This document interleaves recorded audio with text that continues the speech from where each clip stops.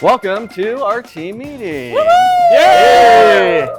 This is the stats meeting where we're talking about what happened in the market in the month of June, right? So here we are, July 14th, and we want to know what has been happening in the market because there's so many different variables that feed into what is going to happen in housing. Nationally, what's happening in housing is all over the news, but how do you get our local what's happening with my house in my neighborhood and how's that going to affect me over time? That's what we want to cover. So initially, let's talk a little bit about how our team is doing in the market because we have goals of how many people we want to help, how many homes we want to sell. And currently, in June, we closed 57 transactions. So 57 people we helped. And in July, our goal is 87 for 2020 and total 750 for the year. So how are we doing so far? In July, we have already closed on 14 transactions and we're scheduled to close 69 more. So we are busy right now. So I want to mention really quick, if you add those two numbers together and remember the last slide, what's our goal for the month? 80. What is it? No, 84. 80. 89? 8. Guys, 90 plus 4 is... Yeah, you're supposed to pay 88. You're supposed to pay That was attention. way off. So we're at 83. We're at 83. And our current pending right now is 126. Is that a record? Holy moly, that's a ton. And that's why we're all feeling so much stress because we have so many people that we're walking through the process. So here is the overall market, including Jefferson County, Bingham County, Bonneville County. Single-family residents. Single-family residents. In 2019, the number of homes sold was 284 in the month of June. In 2020, did it go up or down? Down. It actually went down the number of closed transactions by 3.2%. So the number of homes selling hasn't gone up, but does it feel like it has? Feels like it has because there's so much activity, but the actual closings have gone down a little bit year over year. And then from January to June, so year to date last year, there was 1266, and so far this year, we're at 1220, or a 3.7% decrease. Wow. Isn't that strange? There feels like there's so much activity and we're so much more crazy right now with homes selling, but the transaction number has gone down. What do you guys think is feeding into that a little bit? Are there as many homes for sale? Are there more buyers? What do you think is happening? Don't think there's the lack of inventory. Yeah, I agree. You know, I have buyers, especially under the $150,000 price range, there for their just houses for them to buy. We could pull the trigger and get them under contract. I mean, I have multiple buyers that we could easily get them a home if there was just inventory for them to purchase. Man, and I think that's a big factor right now, right? So as the transaction count is going down, the buyer count is increasing, isn't it? Aren't we feeling more buyers this year over last year, but there's no supply? So if you're a seller or if you've thought about selling your house, would now be a good time to reconsider and get a valuation to find out if it's a good move for you right now, because there is demand, but there's not enough inventory. June market average price last year was $260. This year, $275, $369. It's crazy. It's a An lot. increase of 5.6%. Which goes in line with, we have inventory down, transactions down, so what does that do to price? It goes up. It's going to go up. When supply is low, demand increases. We're seeing simple supply and demand. So what's interesting about this is I had a conversation with an appraiser just recently, and he was talking about how an appraiser comes to the value, because when this happens, what's our biggest worry? Doesn't appraise. Is that it doesn't appraise, right? Anybody can make offers and push the price up, but if you're getting financing, then there's a problem with the appraisal. And I found out that on the appraisal, they would rather go older comps than they would closer. So they'd rather have the comps be older than closer, than farther away from the property. Proximity. The age was more important to them. So he was using a comp from last summer when there was another comp just in it was 2 miles away. And I'm like, what? I mean, that's a whole, and they adjust for time. But we can see why we would never use a comp that old to price a house for listing, right? Because that's a different market. But appraisers and the banks have different rules. Well, and they're adapting those rules because Right. they used to not allow those. Yeah. So I hadn't heard that before. And he just talked a lot about that. Is that every appraiser? Are they Yeah, held they to follow the the same same standards. Is they said in reality they want to make sure they're not pushing so fast and so hard. They can adjust. He'll take it for the time, but he was like, I'm going to use this from November. I'm like, if you just go 2 miles over, which someone would still buy a house in 2 miles away, but their guidelines are just different. So that was really interesting to me on how they would use an older comp than one that's farther away. Interesting. And then use some sort of interpolation to get into the time frame of today. Yep. So there's all sorts of adjustments that we have to make, but this is just June over June. So do you think values have gone up year to date compared to January to June 2019 and this year January to June? Well, look at the overall. Instead of 1 month, if we just take that 1 month, it's only telling us 5.6. But if we look over those months, here's the interesting thing, that it's not just 5%. We're seeing a 12% increase in the overall market from January to June. And that is by far outpacing the national average, and especially if you've read the articles that we've shared on our Facebook page about Idaho being chosen, and Idaho Falls especially, as some of the top markets for affordability and growth. We are in the middle of that, and we're outpacing the national market here in our local market. And that's a scary thing. I mean, that's exciting and right, scary at the same time. That kind of increase in prices, unless incomes are going up like that, it becomes what kind of a problem? What happens? If prices go up, affordability. Yeah. So when you guys are talking about how there's nothing to look for below 150, well, what kind of income affords a 150 house? What if they can't afford housing anymore? So That's a yeah, if problem. you're working at a job where your raise last year was not 12%, then how can you afford a house that the price went up 12%? And so that's the affordability issue, that the things are just getting more expensive than we can afford. Yeah, a lot of people on a national basis are saying we're not necessarily looking at an inventory crisis, we're really looking at affordability crisis. So basically what you're saying is home prices keep going up faster than people's incomes. Exactly. And so people are getting priced out of the market and ultimately can't buy a house. Yep. And fortunately, interest rates are decreasing, so the cost of that money is more affordable right now. But if rates go up, who knows the stat again? For every 1% in rate, it's 11%. 11% on the purchase price. So that's awesome. So a good thing about that is for investors is the rental market is going to go up because investors can afford to buy those houses and then provide them for renters.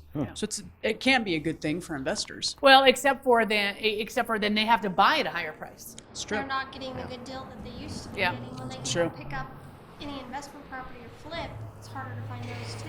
Yeah. Because now the people that can't afford them. Sorry. It's harder for them to find those investment properties and flip properties because now those lower price homes that they used to go pick up, that's what the average people are affording, and that's what other people are buying now, and not the investors. Yeah. Which then leads us to the next step of then people want to fix their houses up, right? And so what's going up at the same time? The cost of labor. The cost of labor increases. Yeah. And then to get a subcontractor. I mean, it Materials. all starts to roll. You'll see how housing is the foundation of the economy because of those situations. Yeah. Okay, well, let's look at how close to list price homes are selling. And for the month of June, basically, again, for this area, Southeast Idaho, in 2019, they were going a little above full price at 100%, 0.17. And in 2020, in June, they went down just a little bit, 1% at 99.15.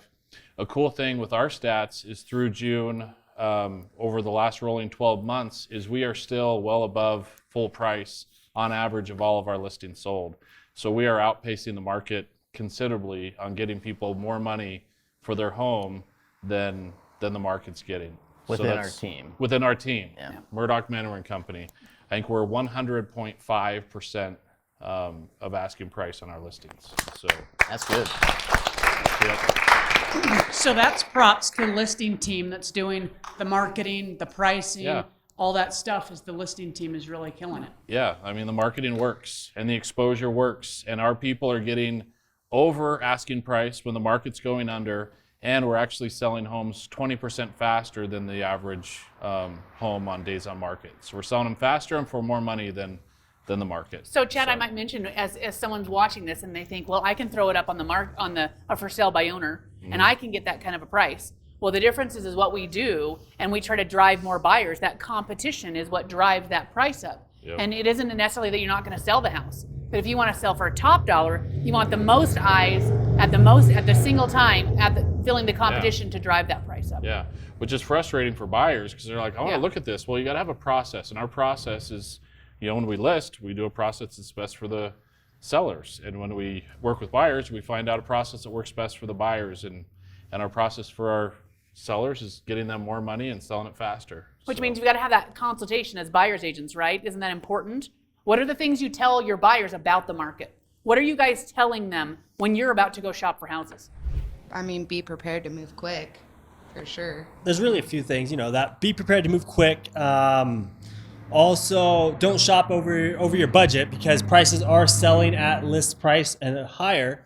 And so, I mean, if the houses are selling at 99.72%, and so if you look at a $200,000 house and you are approved for $190,000, guess what? You're probably not going to get that $200,000 house because it's going to sell 99.72% of the time at or above list price. Exactly.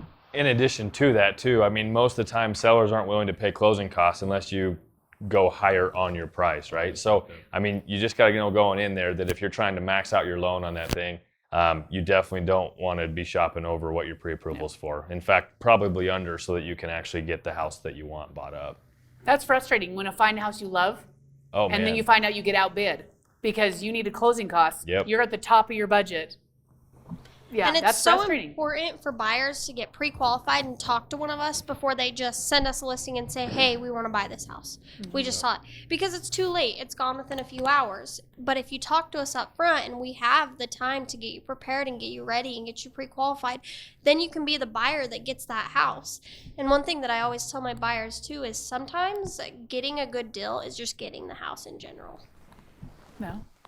There was an interesting thing. Mike Hicks told a story about recently about his son buying a house in Seattle, and this is kind of an interesting perspective. So Seattle has had just a tight inventory, and they're so aggressive on their housing market. He said to win the house, for his son to win that bid on that house, he had to put in, what did he pay, $50,000 over list price, something like that. He had to put $50,000 non-refundable earnest money. Yeah.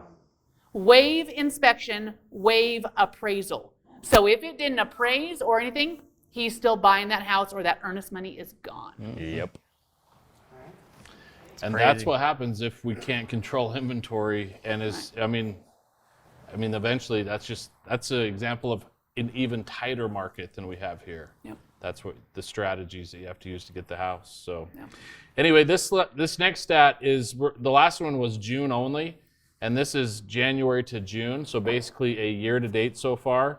And it's basically flat if you average all the months together. In June, we saw it down a little bit, but overall, it's still pretty much the same list of sold. And bottom line, homes are going for basically full price. So unless you list with us and you're going over full price, so on average. As far as days on market, in 2019, the average home took 31 days to sell in June, and in 2020, 30 days. So again, it's basically pretty much flat in that area overall. And year to date, how are we trending? It's the same. I mean, we basically had 39 in 19, 40 days in 2020, and it's basically flat again. And so, and of course, at the beginning of the year, we see a little bit of higher days on market, And when the summer rolls around, it gets a little tighter, and that's why in June it was down to 30 and 31 versus January to June, 39 and 40. So let's look at an overview of current homes on the market. So in this region, there's 247 homes on the market right now. Last month, there were 298. That is a decrease of inventory of 17.2%. Okay, that's why it's getting scarier. That's why it's getting crazier for buyers. There's just less homes, but there's a lot of buyers out there. And that equals an absorption rate of 1.1 months. We talk about this a lot, and that's even down lower from 1.43. But basically, if another home did not go on the market, we would be out of homes in about 1.1 months. And so it's a very, very tight market. We say, how can it go lower? Well, it can get down to 0.8, 0.7, 0.6. Hopefully we don't see that. We really want to be closer to that 4 to 6 month mark. To give you an idea, this is Bingham County, Bonneville, Jefferson, Madison. And, Not Madison, just Bonneville, Jefferson, Bingham. Yeah. And we saw in Bonneville County, we had inventory 10 years ago of like 1,000 homes just in Bonneville County.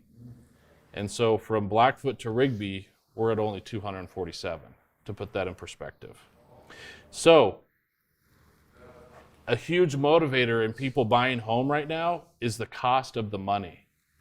It is unbelievably cheap.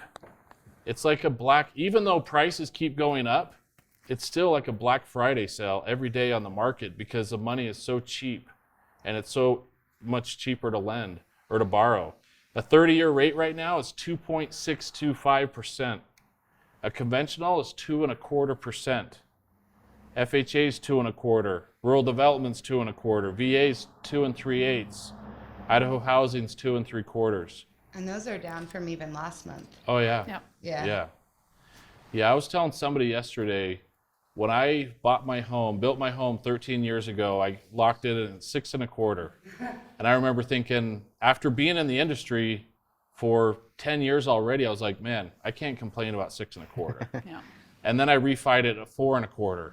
And I was like, man, never thought this would happen.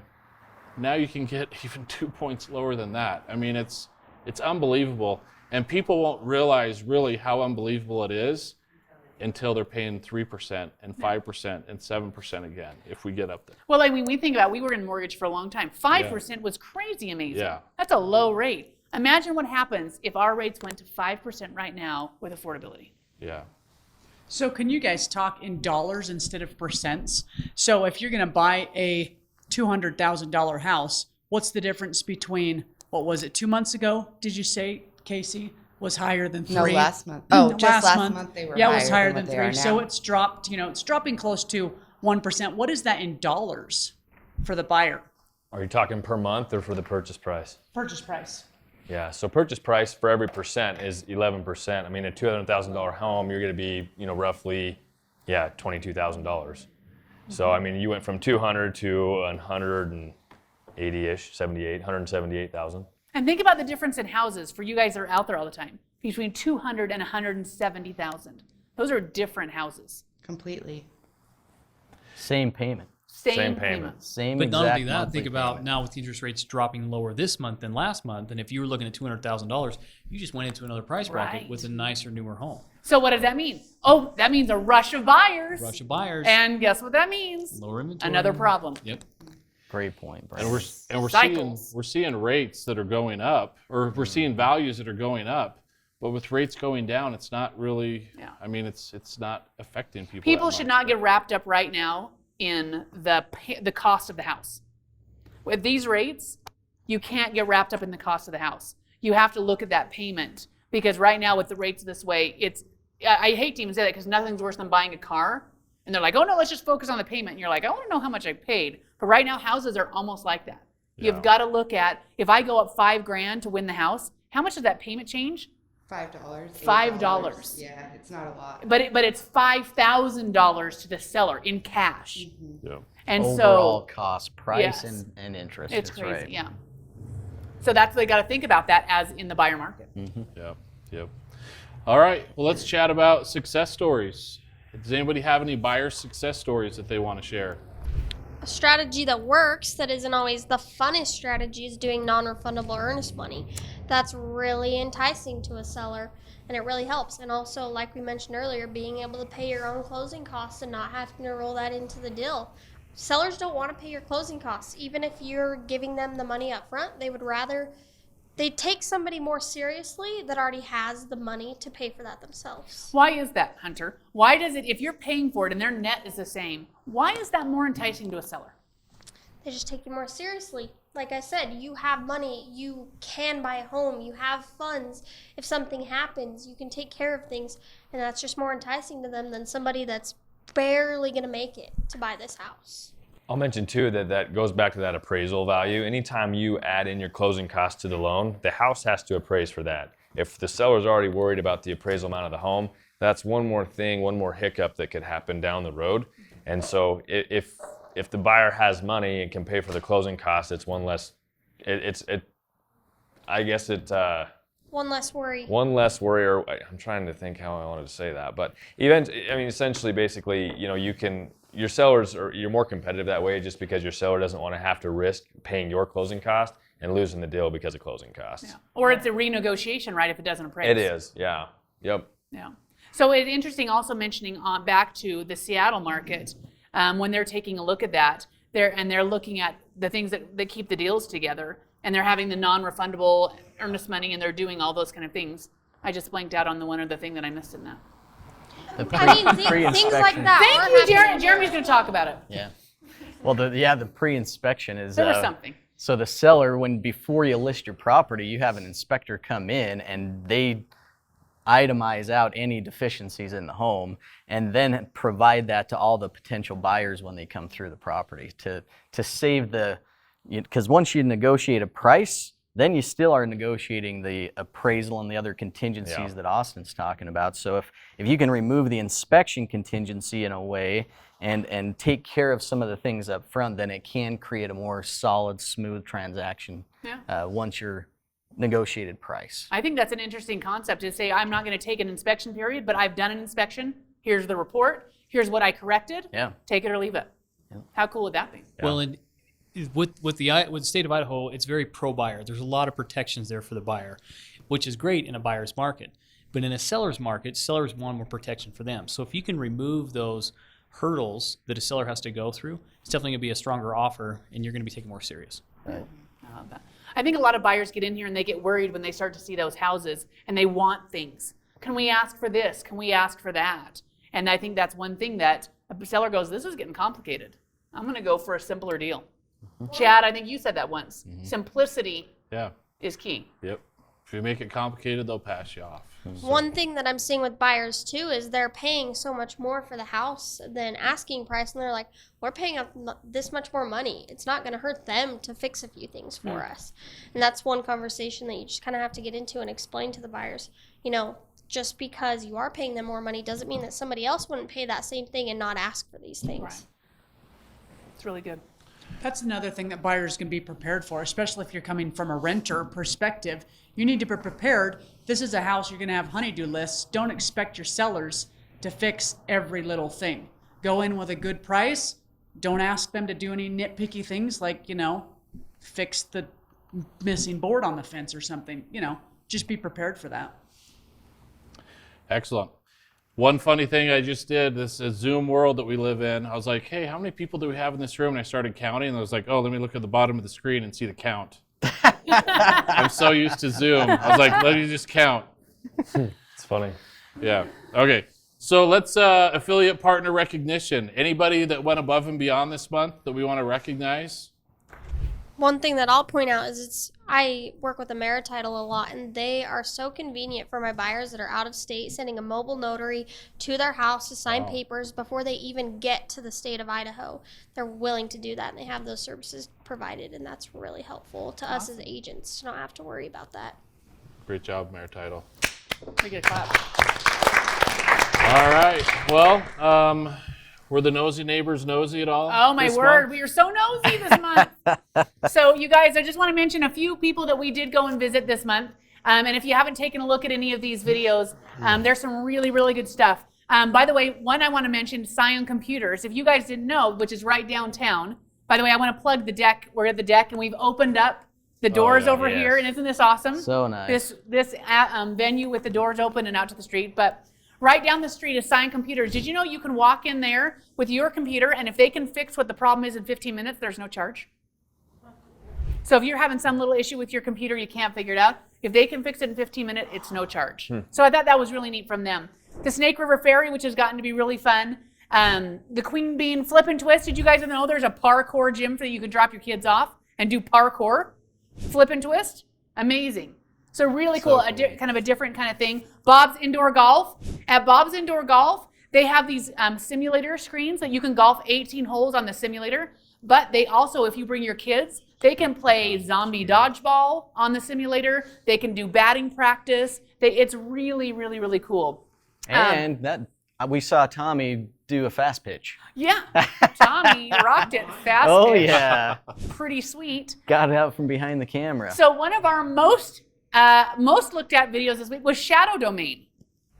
That was a hot one, which is funny, which is a kind of a neat little store that is tucked away on downtown. Was awesome. Also, Teton Smart Security. Teton Smart Envision Security. Your Purpose. Yep, Envision Purple was fun. They have cameras that recognize your body heat when you walk in to see if you need to be tested. Takes your temperature. Like it says, your temperature's too high. Yep. You walk in and it scans somehow, and on the screen they can see your temperature above your head on their screen, so they know whether to let you in or not. Don't come in hot. Don't come in hot. That's a really good point. We did also talk to, there's a Yoga London is right next to Flip and Twist, and we found out they're running classes simultaneously, so you could take a yoga class while your kids do parkour. Awesome. Vulpine Marketing, really cool SEO, local guy doing online marketing. The Snake Bite, of course. I mean, the Snake Bite, delicious. And then we did a help with the fundraiser of the Idaho Historical Museum. And thank you guys. They raised $2,500 as they're trying to save that museum. And that was really amazing that we got to help with those things. So super fun Nosy Neighbors this past month. And what we've got coming up is we've got Vern's Radio Shack. A lot of people thought Radio Shack was dead. Oh no, the Radio Shack's back. And then how many of you guys have seen the Eastern Idaho food tour? Yeah. Woo. We're going to check it out on Thursday, so it's going to be fun. 10 Tech Integrations is all about home theaters and lighting. And then Taylor Mountain Wholesale is second kind of scratch and dent high-end appliances. Jazzercise, bringing it back. Jazzercise in Idaho Falls. And then all through the month of August, you guys, we're going to do iconic Idaho Falls businesses. And we're starting with Far's Candy. So you're going to see businesses that have been around for a long time. We're going to do those all through August. Call us today and see what we can do to sell your home. I couldn't stop. If you want to know what your home is worth in today's market, give us a call. If you're thinking about selling your home and you're thinking about doing for sale by owner, give us a call. We'd love to talk to you about how we can net you more money, even with paying a commission.